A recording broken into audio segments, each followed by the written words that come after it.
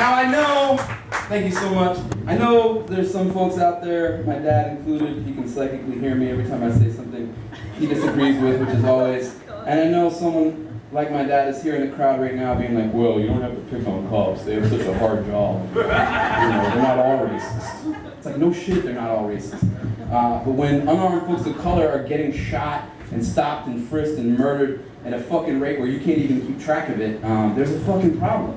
No shit, cops have hard jobs. That's why it's the fucking, that's why you're a police officer. You can't go into that job without, knowing what the fuck is up. We need a system change immediately. And going out of your way to defend police brutality is actually Franny Choi is a brilliant poet from Providence, Rhode Island. She made the tweet that just killed it the other day. She said, apologizing for police brutality is the most boring form of white supremacy and racism. I thought it was hilarious. Give it up for Franny Choi.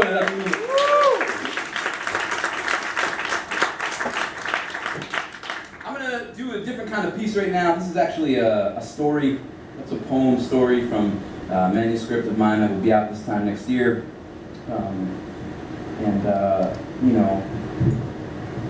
It talks about not just it talks about almost dying while driving to a protest and how, even that is still significantly more safe than living in a nation that has resources or land that the U.S. government wants. Before we go any further, can we just together as a group, even if you're not a self-identifying anti-capitalist yourself, can we just say socialism is not a dirty word together, just to put it out there? Not I love socialism, not I'm a socialist, I'm not asking you to go crazy. Just socialism is not a dirty word. I'm three. Can we do it together? 1, 2, 3. Socialism is not a dirty word. Hallelujah, it feels good. So it was 1 a.m. and we had no business on the road. The weather report said snow and freezing rain all night without a chance of clearing until the next day. When we set off from Providence, the storm was already coming down so hard we couldn't see more than 15 feet in front of the van. But it was the 40th anniversary of the 1967 March on the Pentagon. We'd been planning the trip for weeks. Nobody wanted to die. The highway was scarcely plowed for nearly the entire stretch of road that connected Rhode Island to Virginia.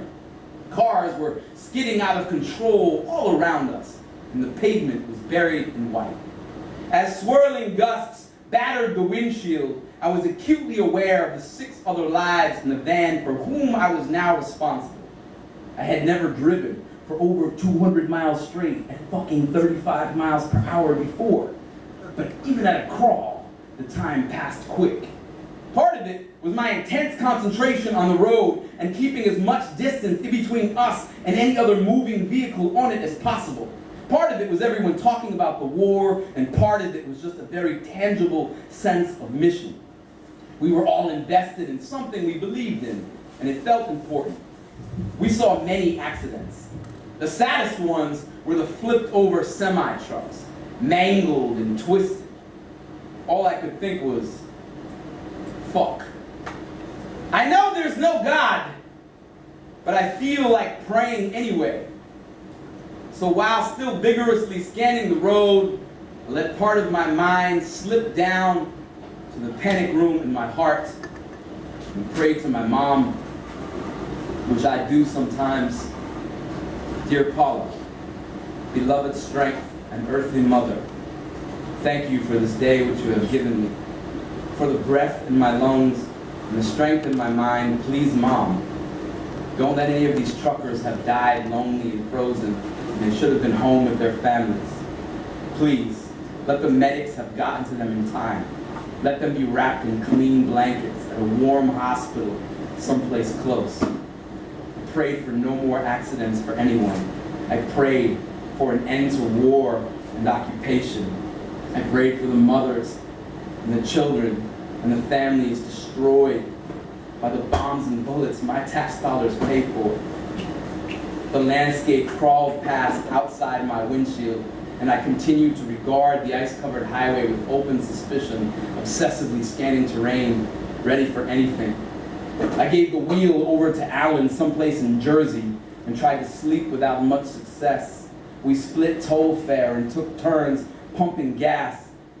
Being in those truck stops reminded me of being on tour, waking up in some strange place in the middle of the night, not knowing what time it is or even what state you're in. I thought of Tom and I thought of Francis, their faces clear in my mind. I wondered if their plane had landed in Texas yet, if they thought of me when they were out on the road. The road is a monster, Frank says. It chews us up and spits us out, and we're all lucky anytime we make it back home in one piece.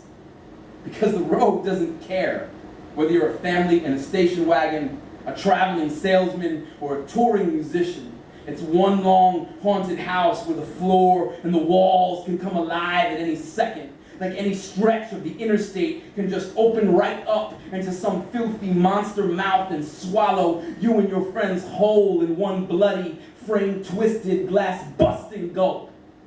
So Godspeed, you truckers. You vans packed full of low-budget, independent artists. You small families making a big move. You protest kids. You poorly ventilated cargo bays crossing borders full of hopefully soon-to-be citizens. You night crossers. May the giant remain asleep beneath your tires, and your destination meet your expectations like a victory riot at dawn. Amen. Yes. Woo! Thank you. Thank you so much.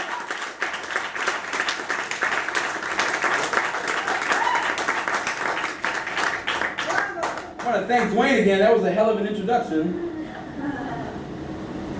It really is an honor to be here. You know, I'm not this big, huge act with all kinds of, hundreds of fans all over the place. I get the opportunity to play shows of all ranges. Sometimes there's 1,000 people, sometimes there's 10 people.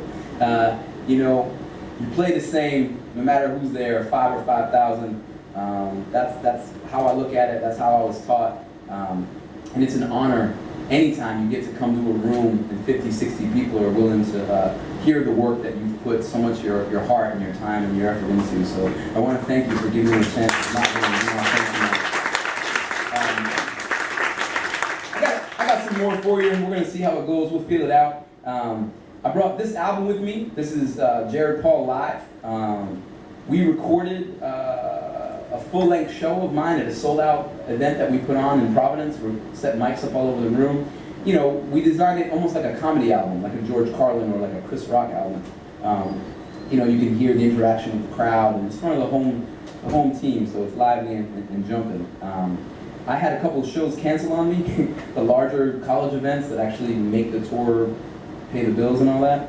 I kind of have to sell around 10 of these to do better than break even. If you want to stop by the kissing booth after the show, I'll be back there giving hugs and kisses and high fives. They're only $10. $10. And I'll be back there not only for kisses and hugs and merch, but also to talk politics. The merch booth after my shows ends up being a clearinghouse for all manner of folks who want to tell me why socialism is naive, or why I'm stupid for being vegan, or any of these sorts of things. Come on back. We can make it fun. This is from the same manuscript that will be out next year. It's called Tough Shit. Actually, before I get into it, just in case for anybody who's not clear, I want to read a quick definition for you here. Idiom. A group of words established by usage as having a meaning not deducible from those of the individual words, etc., etc. Tough shit. You never really consider the origin of most idioms until the literal meaning of the words find their way upside your head in real time. The surface of the decrepit basketball court behind St. James Church was a mosaic of sooty asphalt lined with deep cracks. Regardless, the sweat poured off our teenage bodies and we reveled in the bright warmth of the summer that had finally come. Derek brought up the ball. I pressed, swiping at the rock and smiling. I badgered, harassed him from one side of the court to the other. I knew I could pick his pocket, take his money. But after aggressively shadowing the younger boy to the sideline, He spun quick, dropped the ball, and stole on me with a flurry of wild swings. I dodged easily, but he kept dropping bombs, tears streaming, realizing now that Derek felt bullied, like I disrespected him in front of the whole court. I slipped under a thrusting fist and wrapped him up, calling for Marcus. "You better come get your little brother. He's out of control." My head spun round to look for him just in time to catch his haymaker square on the jaw. The mosaic came up to meet me as both brothers descended at once, raining down punches. I took hits to the dome, cheek, and neck before crab walking backward to create space, propped myself on a shoulder and kicked wildly at their shins, knees, and stomachs. Adam, Eric, and Ray Ray flew over to break it up. I got to my feet screaming. They screamed back. Everyone screamed at everyone else. All of us shriek and bluster. "My brother doesn't cry unless somebody hurts him. I don't give a fuck," Marcus said. They had survived the worst late 80s Roxbury and Dorchester had to offer. Weren't about to let themselves get fucked with in the new neighborhood or anywhere else. Thankfully, I had no embarrassing tears to choke back, only shock and anger. We agreed to finish the game. I played it out, mostly to save face, to show that I wasn't scared. After it was over, I grabbed my water bottle and bounced. Undressing for the shower, I realized my hands, arms, and legs were shaking fiercely. My face was already beginning to swell, and I noticed a strange knot in the seat of my pants. Inspecting my boxers closely, I realized that during the pummeling, I had shit myself. Not a full-on movement, but an ugly wad of compacted brown paste mushed into the fabric of my underwear. I dry wiped myself with my own drawers, attempting to clean the excrement caked to my body, smeared across the skin.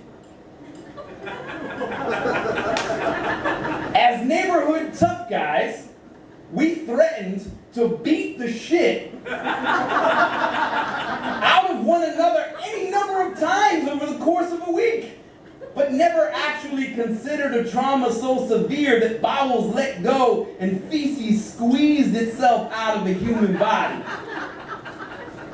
I wrapped the boxers in a plastic bag, deposited them in the trash, and let the hot water wash over me.